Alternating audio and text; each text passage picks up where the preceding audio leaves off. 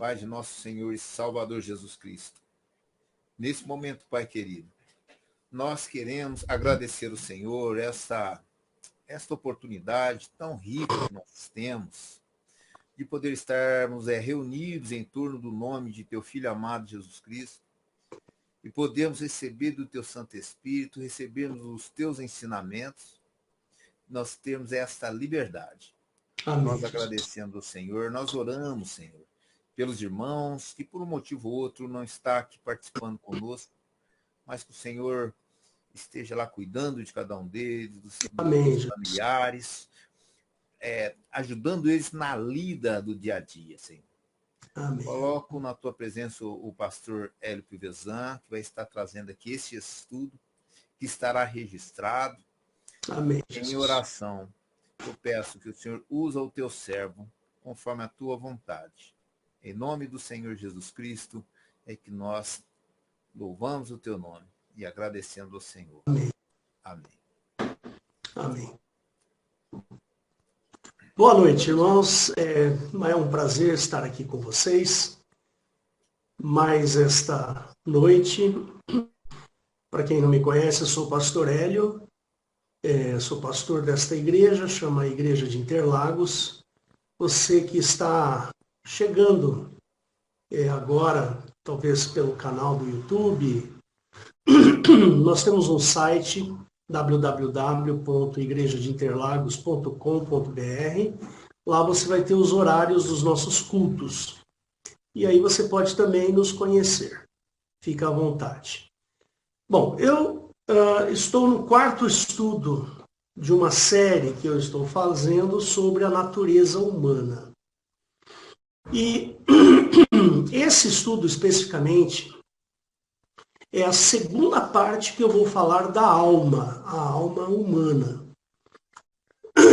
E aí depois a gente vai falar um pouco mais nos próximos estudos a respeito dessa interação alma, corpo e espírito. Se você está chegando agora, tem um estudo ali interessante que eu fiz há algum tempo atrás, com a seguinte pergunta. O título da pregação é uma pergunta: quem vai para o céu? O corpo, a alma ou o espírito? Então seria interessante você assistir para você entender o pensamento cristão. Como é que o cristão deve pensar a respeito do corpo, da alma e do espírito. E essa série de 4 estudos que eu estou fazendo, nós estamos nos aprofundando e tentando entender algumas nuances a respeito da natureza humana. E agora, nesse quarto estudo, eu vou continuar falando sobre a alma. Né? Muito bem, parte 2. O que é, então, a alma? Como nós vimos no estudo passado, nós vimos que a alma, ela tem os nossos sentimentos. É dentro da alma que nós sentimos as coisas. Eu vou falar um pouquinho mais aprofundado sobre esta afirmação que eu estou fazendo para você. Então, tenho muitos versículos, nós não vamos abrir todos, porque é muita coisa. Caso você queira, eu posso te fornecer esse meu estudo que está anotado aqui. E também nós estamos utilizando como base um livro chamado Conhecendo as Doutrinas da Bíblia, de Meyer Purman, 3ª edição. Tá bom? Então fica aí a dica para você que quer estudar um pouco mais, conhecer um pouco mais a respeito da Bíblia, das doutrinas, como é que funciona o cristianismo. Antes de eu entrar diretamente nisso, eu queria dizer o seguinte. Na nossa cultura, a cultura ocidental, ela é extremamente contaminada pela ideia ou pelas ideias e filosofias ocidentais. Então, nós precisamos nos despir dessa questão cultural, para a gente poder entender como é que funciona o cristianismo. Então, se você for observar na nossa cultura, nós temos uma influência muito grande da Igreja Católica, Nós temos uma influência muito grande do espiritismo. Você pode não acreditar, mas é verdade. Nós temos muita coisa na nossa cultura que é uma cultura espírita, né? Existe muita coisa do hinduísmo também na nossa cultura. Então, para a gente poder entender bem o cristianismo, uma vez que nós nos denominamos cristãos, é fundamental a gente separar aquilo que é cultural do que aquilo que é a minha fé, o que é que eu creio, a maneira como eu devo crer. Lembrem-se que os apóstolos, eles deixaram um legado cultural para nós, um legado cultural de fé. Então ali, naquelas cartas que existem ali logo depois dos evangelhos, Atos dos Apóstolos, dali em diante, existe ali um legado cultural para a nossa fé. É como que nós devemos nos comportar diante do que cremos. O que nós cremos é no Senhor Jesus, na morte de cruz deste sujeito que morreu na cruz, verteu seu sangue por um propósito, que é a salvação do homem, e depois ele ressuscita. Depois que ele ressuscita, ele sobe aos céus e deixa o Espírito Santo para nós. E a partir desse momento, então, começa o legado cultural de fé que nós cristãos devemos nos apropriar. Nós não podemos, por exemplo, achar que quando a gente morre, a gente vai para o céu. Isso não é verdade. Nós só vamos para o céu no dia da ressurreição. Por isso que existe ressurreição. Antes disso, não. Antes disso, nós vamos ficar dormindo, que é o que a Bíblia diz. Então nós precisamos tomar um cuidado. Eu vejo assim, né? Às vezes morre uma pessoa e nesses grupos de WhatsApp, morreu fulano de tal, que Deus o receba em seus braços. Essa simples frase é uma frase que não se aplica ao cristianismo. Ela não é uma frase cristã. Porque Deus não vai recebê-lo em seus braços a menos que ele tenha crido em Cristo e se batizado e confessado a fé e ressuscitado. Ou seja, existe um caminho para nós sermos recebidos no céu. Existe um caminho.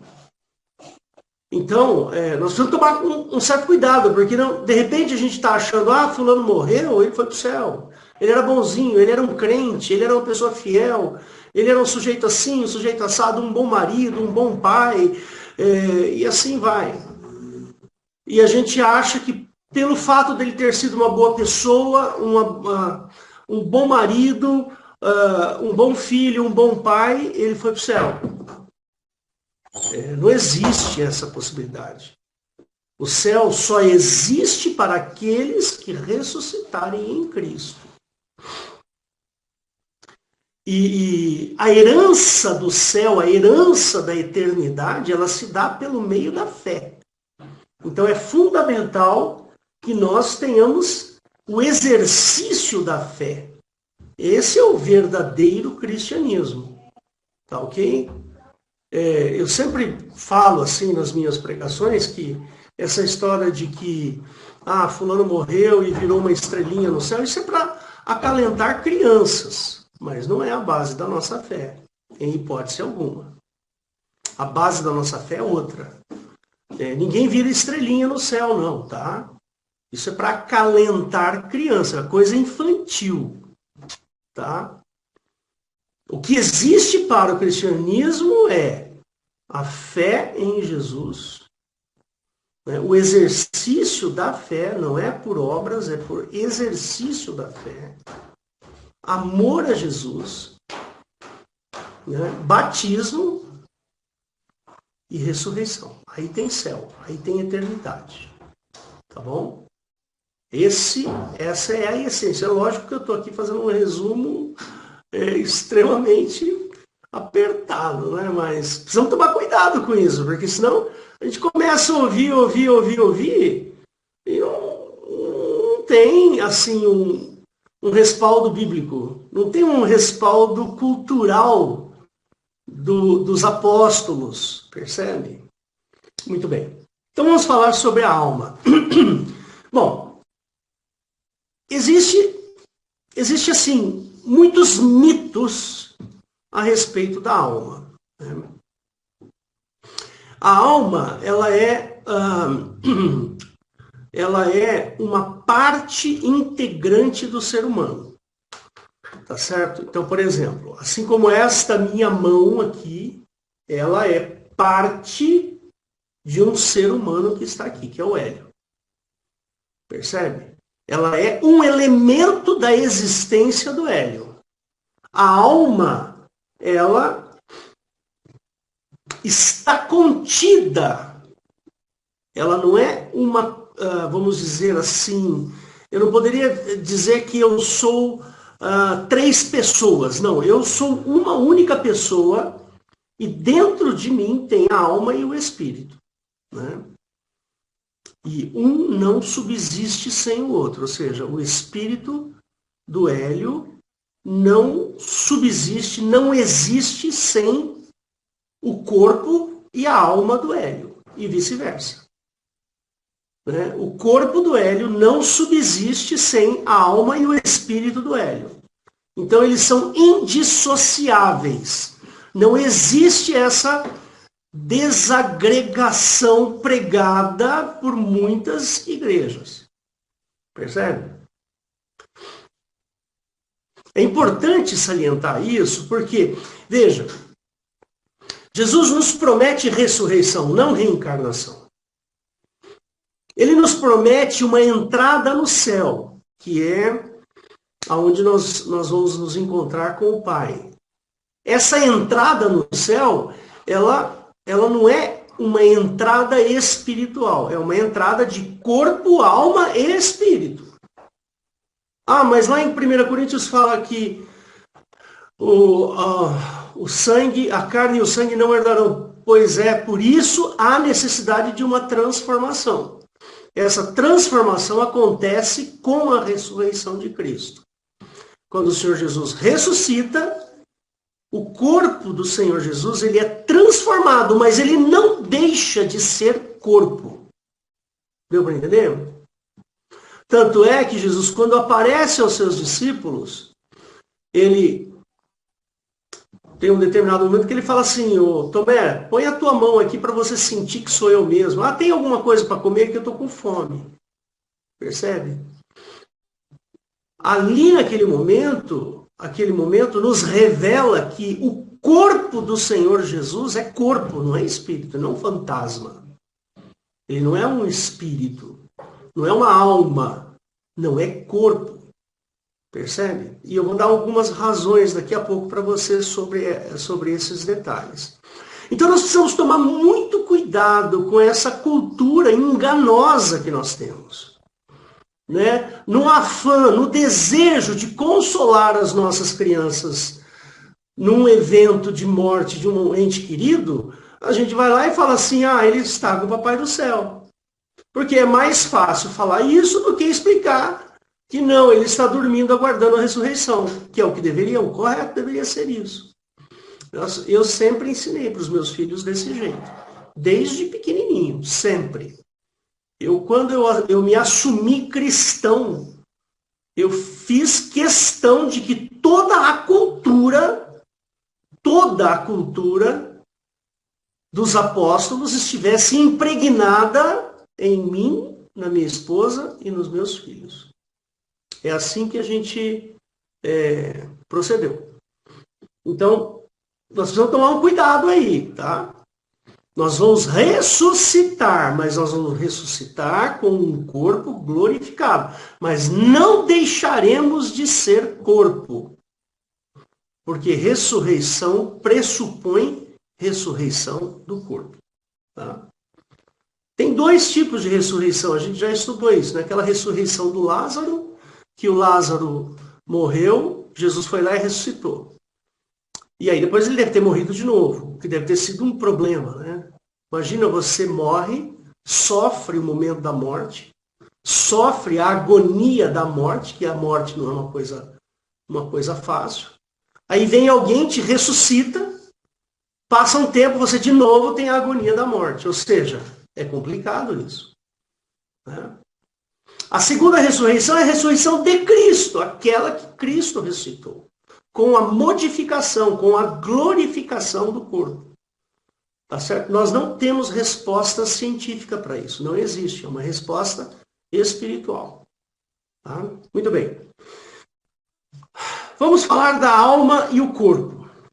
A relação da alma com o corpo pode ser descrita e ilustrada de algumas maneiras. Eu separei 3 aqui. Primeiro, a alma, ela é depositária da vida, ou seja, é por causa da alma que nós estamos vivos. Tá certo? Ela é depositária da vida. Por isso, a alma é sinônimo de vida. Tanto é que a gente dá uma olhada lá no Velho Testamento, quando Jeová criou o homem, ele fala assim, foi feito alma vivente. Ou seja, alma é sinônimo de vida. Por isso que ressurreição pressupõe a existência do corpo, da alma e do espírito, né? Quando a vida se extingue, extingue-se também a alma, né? Então não podemos pensar de outra maneira, irmãos. Cuidado com isso. Ah, para onde vai a alma? Para lugar nenhum. Ela simplesmente deixou de existir. Percebe? Mas na ressurreição você a recupera, porque para ter vida precisa ter alma. Essa é uma lei divina. Sem alma não tem vida. Tá bom? Então na ressurreição a gente recupera a alma. Ou recupera a vida, recupera a alma. Segundo, a alma permeia, ou seja, ela está dentro do corpo humano. Ela permeia todo o corpo e afeta diretamente todos os órgãos, todas as células, todas as moléculas, todos os átomos, todos os elétrons, prótons, nêutrons que tem dentro do seu corpo.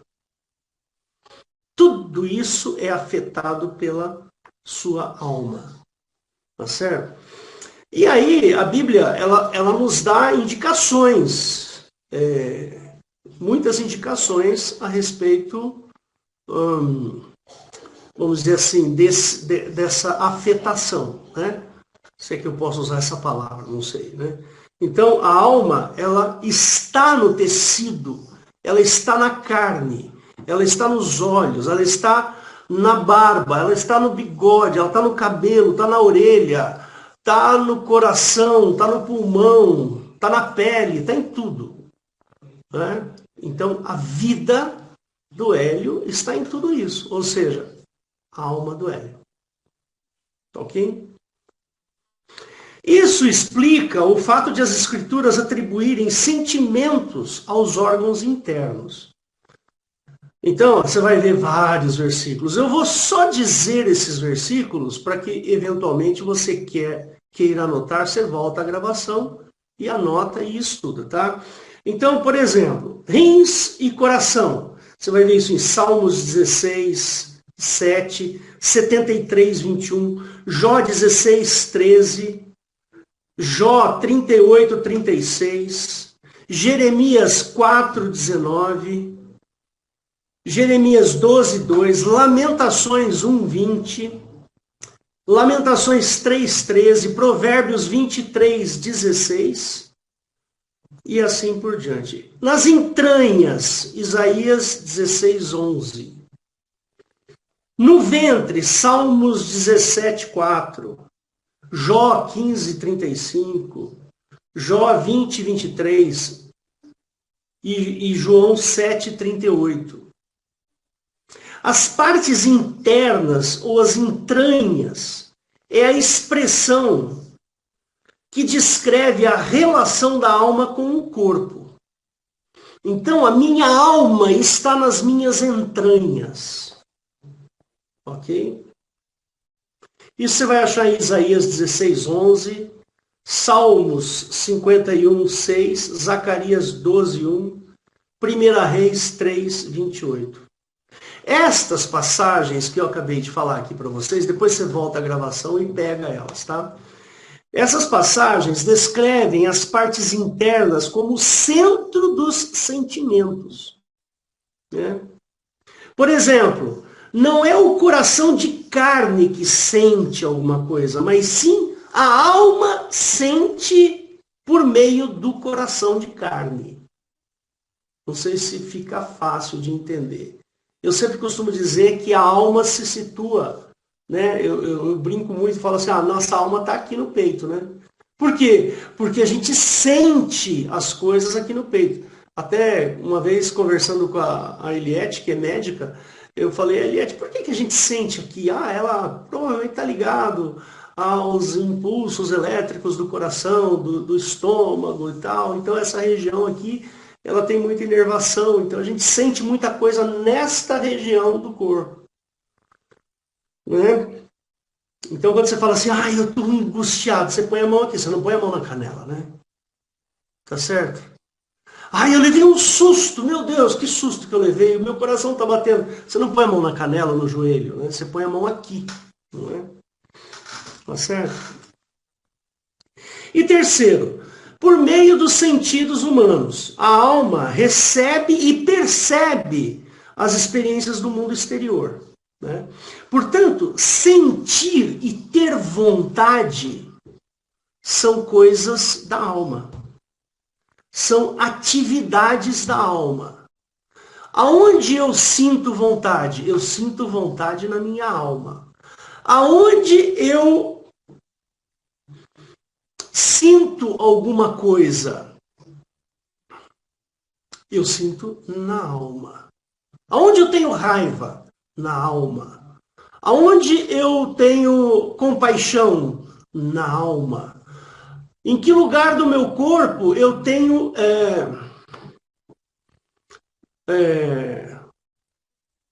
sei lá, qualquer outro sentimento aí? Ternura, eu sinto aqui na alma. Tá certo? Então, a alma, ela é a parte do homem que o impulsiona, que o faz viver. Quando acontece algo assim, muito bom na sua vida, sei lá, do tipo, você encontrou o amor da sua vida, você casou, você ganhou um presente muito importante para você, passou no vestibular, ou conseguiu um emprego, aí você fala assim, nossa, eu estou me sentindo vivo. Você já viu essa expressão?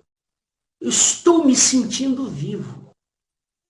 Ou seja, eu estou motivado, eu estou com muita esperança. Eu vejo para mim um futuro muito bom, brilhante, gostoso, feliz. Então tudo isso está aqui na nossa alma.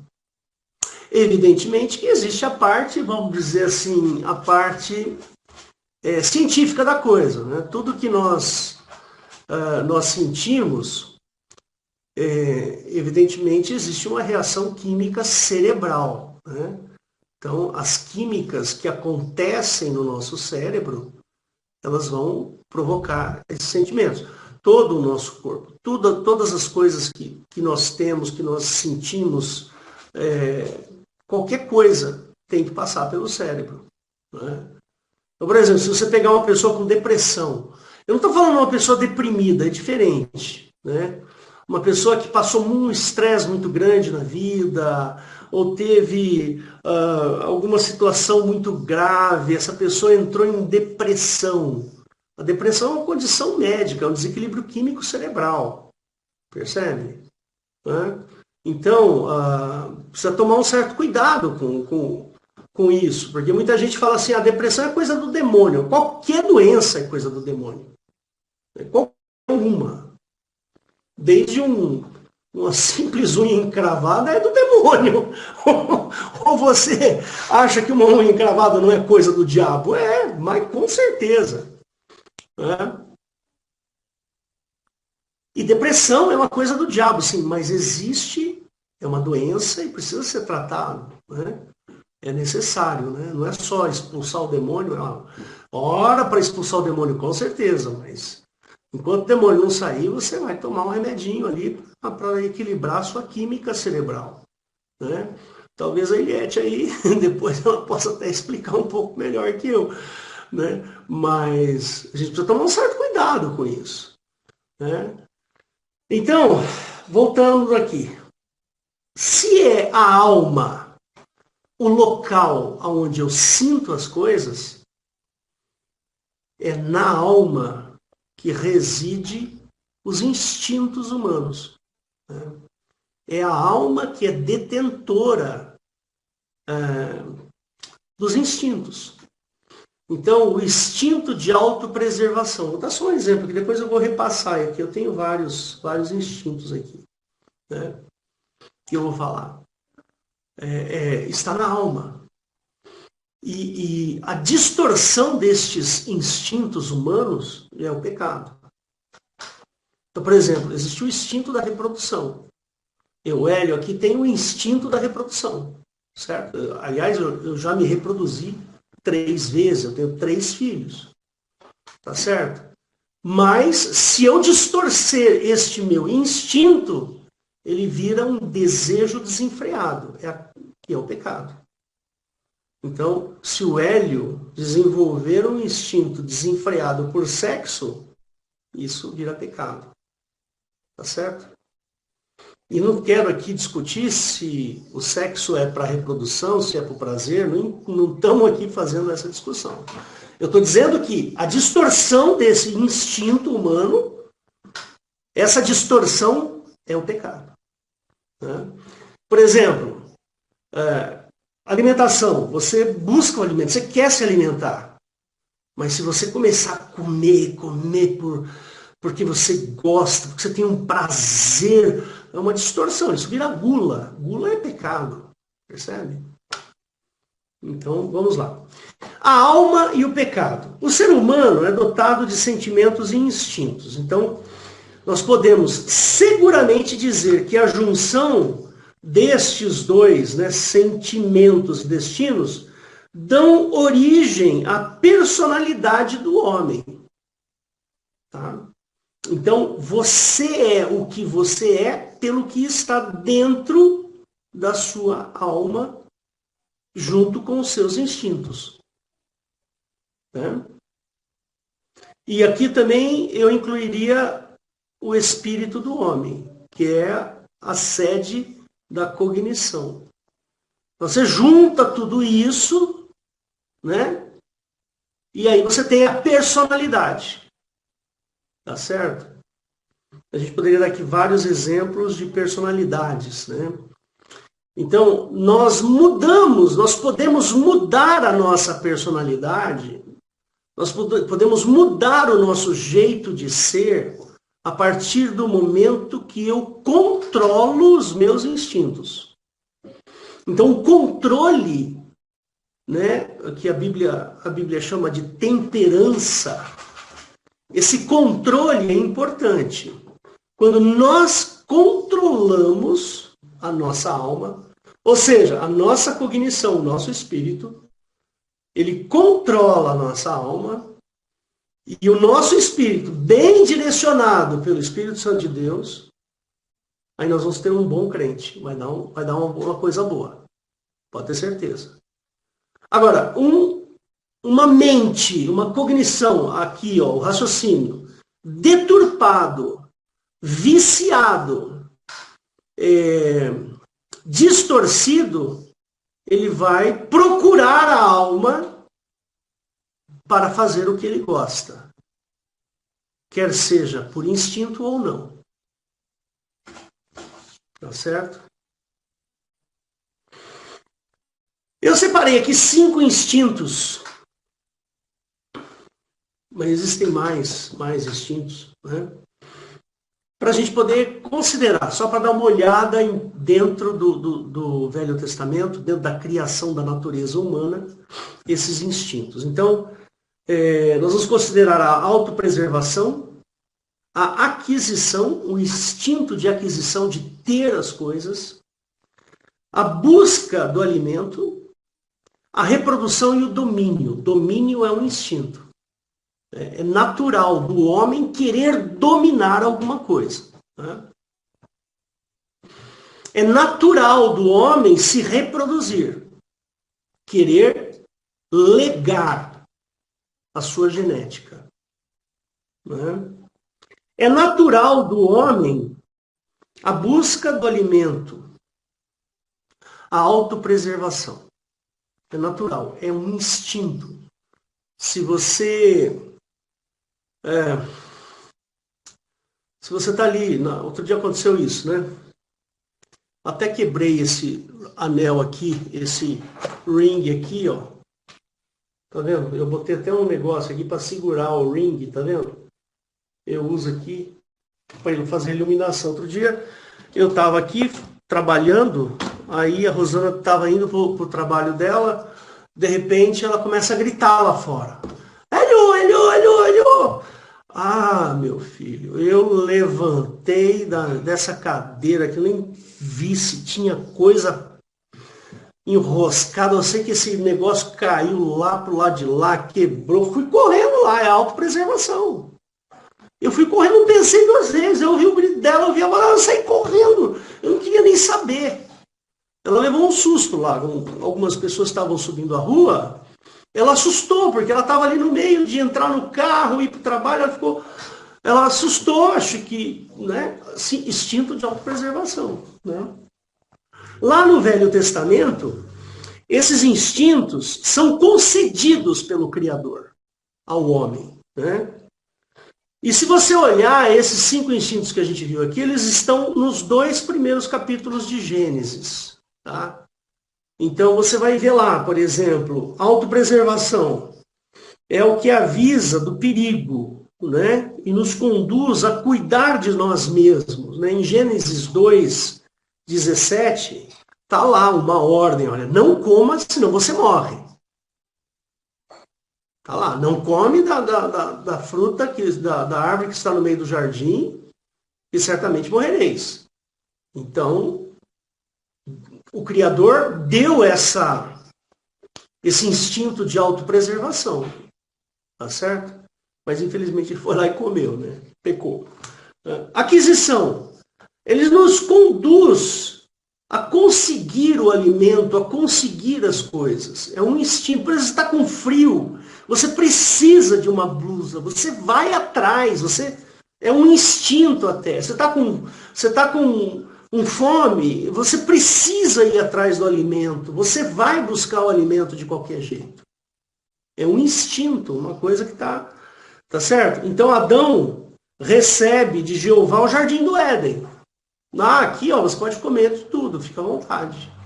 Sirva-se de todas as árvores, menos a árvore que está no meio do jardim. Tá certo? Busca pelo alimento. Em Gênesis 1, 29, ele fala assim, olha, estas coisas vão servir de alimento para você. Tá certo? Então isso nos indica que o Criador colocou no homem esse instinto de busca pelo alimento. Então, ó, tá? Isso aqui é para você comer. Depois você abre lá em Gênesis 1, 29, que você vai entender isso aí. Né? Reprodução também está lá em Gênesis 1, 27. Homem e mulher os criou. Né? Aí ele vai, reproduz, né? Enche a terra. Né? E o último é o domínio. O domínio é aquele que nos impulsiona a iniciativa própria. Tá? É necessário, esse instinto de domínio, ele é necessário para o desempenho de vocações e responsabilidades. Né? Em Gênesis 1, 28, ele fala, dominem sobre os peixes e tudo, né? Os animais. Tá certo? Então, esses sentimentos estão dentro da nossa alma. Foi colocado dentro da nossa alma. E depois distorcido. Então, toda sentimentos é o pecado. Sentimentos não, desculpa. Os instintos se torna pecado. Muito bem. A diferença entre o homem e o animal é que o homem tem cognição, o animal não. O homem, ele é dotado de razão e de livre iniciativa. Então, essas duas coisas, livre iniciativa, que é o que muita gente usa como livre-arbítrio, eu não gosto dessa palavra. Livre-arbítrio. Eu acho ela muito teológica, sabe como é que é? Eu gosto da palavra livre iniciativa. Eu tenho poder de escolha. Eu vou escolher o que eu quero fazer. E isso está dentro da minha razão. Ou seja, quem faz isso é a minha cognição. Eu, aqui dentro da minha cachola, vou lá e escolho. Eu posso escolher sendo influenciado pelos meus instintos, ou eu posso escolher sendo influenciado pela minha cultura. Por exemplo, se eu for influenciado pelos meus instintos, então eu vou pecar. Porque vai acontecer uma distorção. Ou eu vou querer me reproduzir com muitas mulheres, ou eu vou querer adquirir muitas coisas, ficar muito rico, ou eu vou querer comer muito, percebe? E assim vai. Agora, se eu estou influenciado pela minha cultura, por aquilo que eu aprendi, então eu começo a dominar. Eu aprendo a dominar os meus instintos à medida que eu cresço em conhecimento. Crescer em conhecimento é justamente isso. Não se deixar dominar pela alma. Então, o homem, por causa dessas duas coisas, razão e livre iniciativa, ele se torna árbitro do seu próprio destino. Eu escolho o que eu quero fazer. Eu não sei se vocês estão entendendo onde eu quero chegar. Eu quero chegar no seguinte, olha, se nós aprendermos as coisas com o Espírito Santo, se nós aprendermos as coisas que Jesus nos ensinou, nós vamos ser influenciadores da nossa alma. E não a nossa alma, os nossos instintos, influenciarem o nosso espírito, as nossas escolhas. Percebe? Então, eu vou escolher aquilo que eu, por causa do que eu aprendi, por causa do que eu conheço a respeito das coisas de Deus, eu vou escolher o caminho certo. Eu vou escolher o caminho da verdade, eu vou amar somente minha esposa, eu vou... E assim vai. Não vou mentir, e não vou praticar glutonaria, não vou fazer um monte de coisa, percebe? Então existe, lembra daquele versículo que ele fala assim, da espada que divide a alma e o espírito. Eu não sei onde está esse versículo, Valdo, talvez você possa me ajudar. Hebreus 4:12.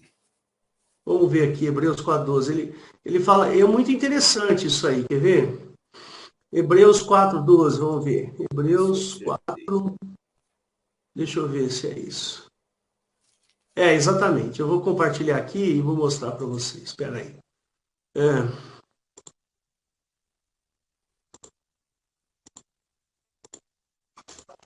Ele fala assim, porque a palavra de Deus é viva e eficaz e mais penetrante que espada alguma de dois gumes e que penetra até a divisão da alma e do espírito. Ó, existe uma divisão entre alma e espírito. Ó, sentimento e cognição. Entendeu? Sentimento, alma e cognição, espírito.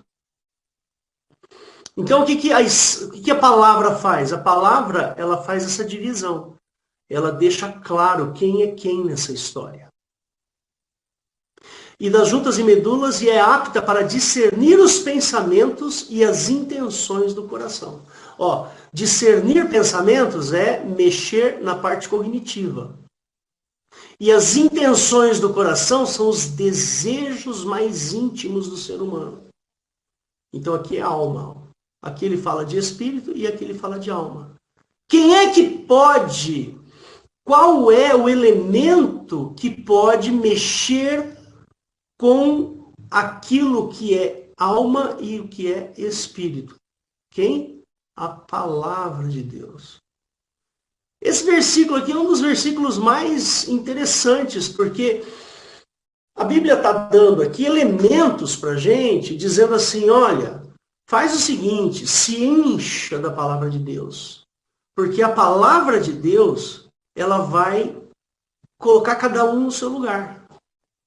A palavra de Deus vai organizar a sua vida espiritual, tanto espírito quanto alma.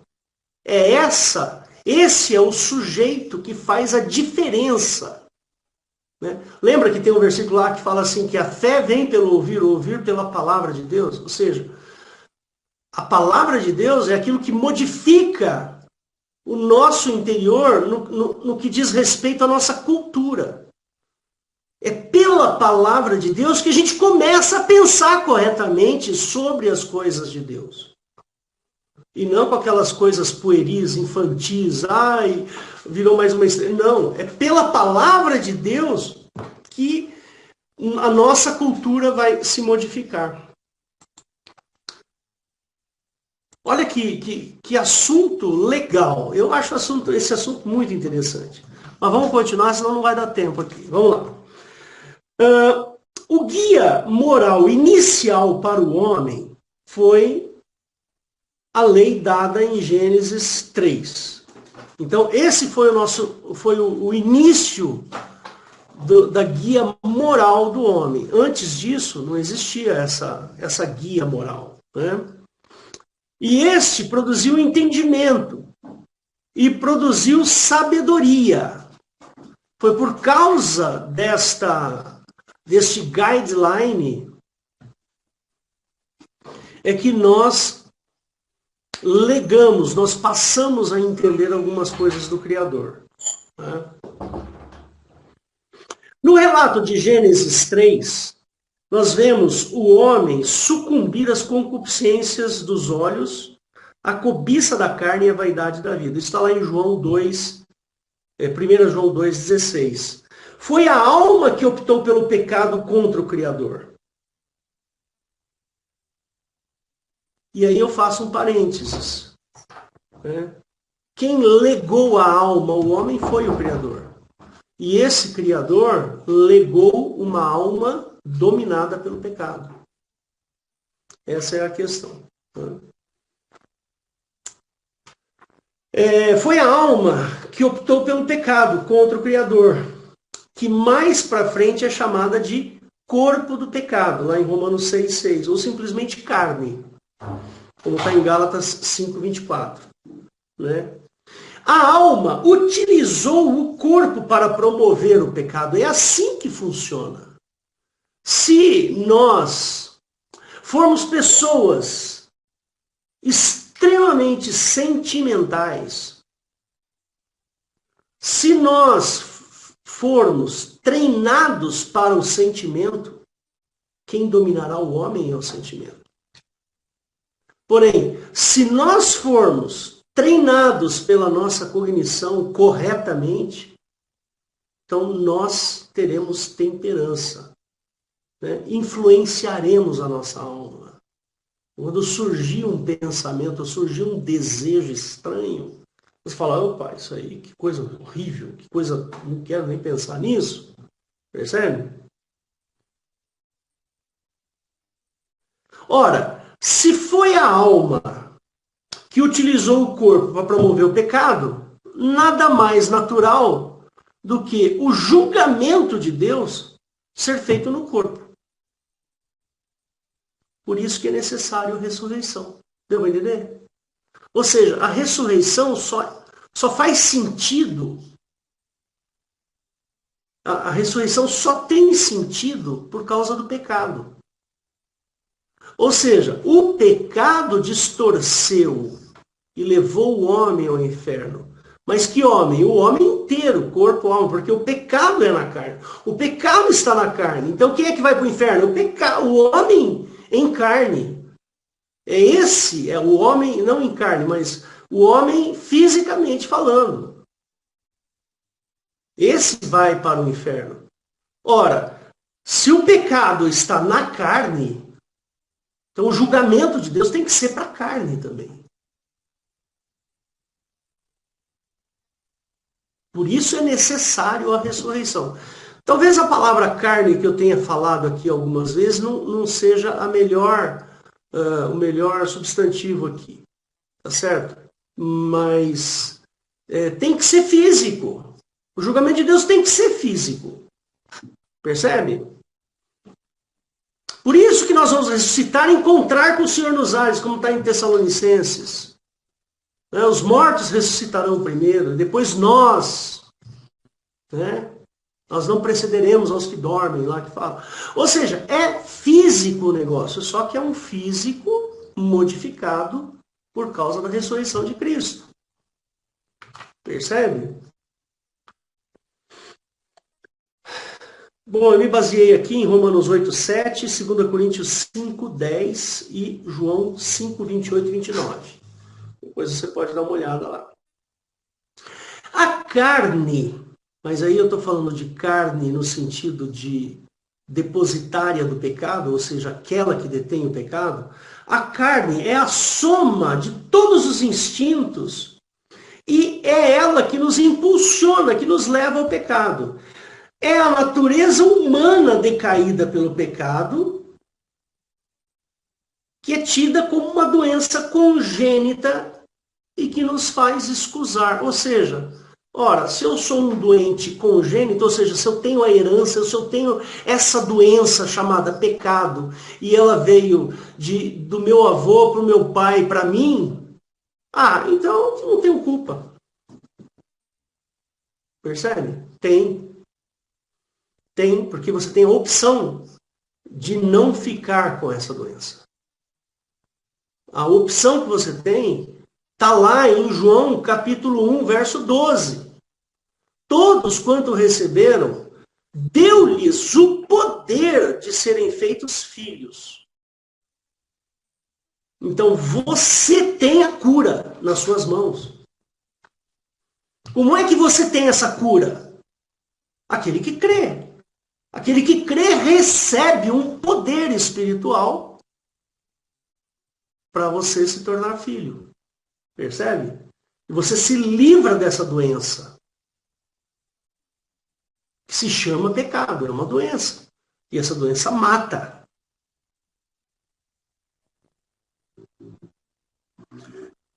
Tô caminhando por fim aqui. Não se desespere. Paulo fez um catálogo das perversões humanas, né? Da nossa alma.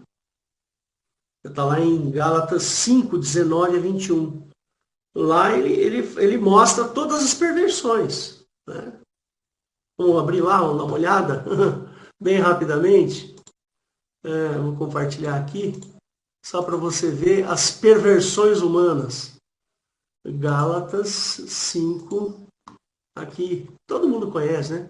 Porque as obras da carne, eu poderia substituir aqui, da alma, né? Porque a carne e a alma são exatamente os instintos, né? São manifestas, as quais são adultério, prostituição, impureza, lascívia, idolatria, feitiçaria, inimizades, porfias, emulações, iras, pelejas, dissensões, heresias, invejas, homicídios, bebedices, glutonarias e coisas semelhantes a essas. Então daqui, essas são as perversões da nossa alma. Né? Aí ele fala assim, acerca das quais vos declaro como já antes vos disse, que os que cometem tais coisas não herdarão o reino de Deus. Olha a seriedade. Olha a seriedade da influência da alma no destino humano. Mas o fruto do Espírito, que é aquele que tem condições, esse sujeito tem condições de se comunicar com o teu espírito, com a tua cognição, com o que você pensa. Se você se deixar influenciar pelo Espírito de Deus, você vai ter alguns benefícios, que é o amor, gozo, paz, amabilidade, benignidade, bondade, fé, mansidão e temperança. Temperança é o quê? Temperança, para quem não sabe, tá? Temperança é controle de si mesmo. O homem temperado, ou o homem que tem temperança, é aquele que domina a sua carne. Contra essas coisas não tem lei. Por quê? Porque os que são de Cristo crucificaram a carne, né, com as suas paixões e concupiscências. Se vivemos em espírito, andamos também em espírito. Tá certo? Existe remédio? Existe. O remédio para essa doença da alma, que é a intemperança, ou seja, a alma dominando o seu corpo e o seu espírito. E isso gera pecado. Tem remédio para isso? Tem. Tem remédio. E o remédio para isso se chama sangue de Cristo. Se nós nos enchermos com o sangue de Cristo, nós nos curaremos. Se nós permitirmos que a palavra de Deus, que é aquela que separa, que divide a alma e o espírito do homem, se nós fizermos isso, o que nós vamos ter? A cura para essa doença. O remédio para essa desordem causada pelo pecado é o Espírito Santo de Deus. E este sim, ele promove a correção que nós precisamos. É esse Espírito Santo que corrige a nossa alma e corrige o nosso espírito. E que resulta em frutos de amor. Gálatas 5, 22 e 23, que é o que a gente acabou de ler aqui. Ok? Então, queridos, o objetivo aqui desse estudo é fazer um estudo profundo mesmo. Vocês percebem que eu ainda não falei um monte de coisa que poderia ter falado a respeito disso. Mas nós precisamos entender corretamente. Nós não podemos achar que a alma é um espírito que sai, alguma coisa que sai do corpo. Não, isso daí está errado. Não é assim que funciona, não.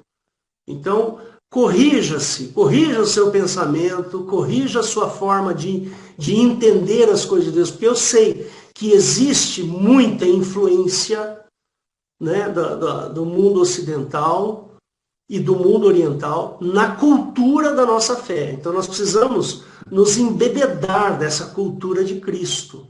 Né? Nós precisamos nos preencher com o entendimento correto das coisas que estão escritas na palavra. Tá bom? Então eu encerro aqui. Na próxima semana a gente vai continuar. Tem mais coisas para falar sobre a alma. Deus abençoe a todos. E eu pedi para o pastor Valdo assumir aí alguns minutinhos enquanto eu paro a gravação.